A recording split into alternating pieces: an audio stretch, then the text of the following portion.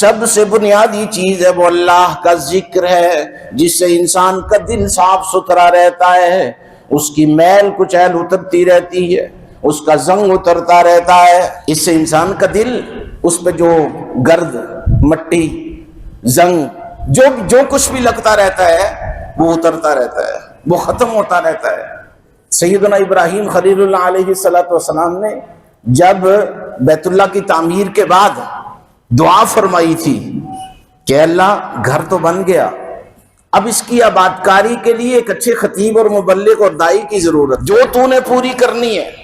اور پھر اللہ رب العزت نے جب پیارے خلیل کی اس دعا کو قبول فرمایا ہمارے محبوب نبی جناب محمد الرسول اللہ صلی اللہ علیہ وسلم کی صورت میں، تو وہی دعا کے الفاظ جو پیارے خلیل نے آج سے نبی صلی اللہ علیہ وسلم کی بعثت سے ہزارہا سال پہلے سے اللہ جن الفاظ سے دعا فرمائی تھی، وہی الفاظ اللہ رب العزت نے دہرائے اور پھر فرمایا لَقَدْ مَنَّ اللَّهُ عَلَى الْمُؤْمِنِينَ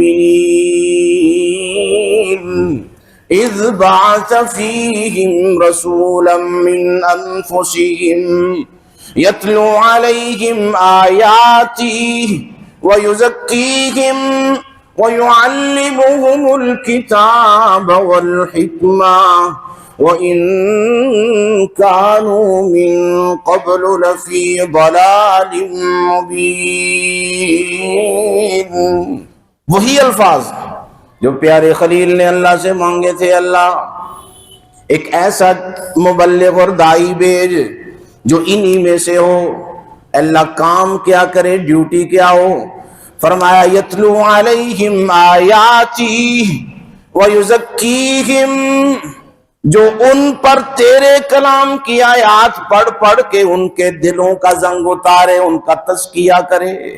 تو سب سے بیسک چیز اللہ کا ذکر، جس سے انسان کا من صاف ہوتا ہے، گناہ دھلتے ہیں، انسان کے گناہ معاف ہوتے ہیں۔ اور میرے بھائیوں، ان گناہوں کی وجہ سے جو دلوں پہ زنگ لگتا ہے وہ اترتا ہے۔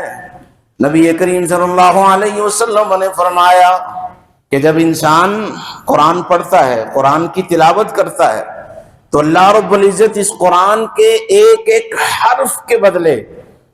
ایک حرف کے بدلے انسان کے گناہوں کو معاف کرتے ہیں، درجات بلند ہوتے ہیں، نیکیوں میں اضافہ ہوتا ہے۔ تو یہ قرآن جو ہے وہ بہترین اللہ کا ذکر ہے۔ تو بیسک چیز اللہ کا ذکر۔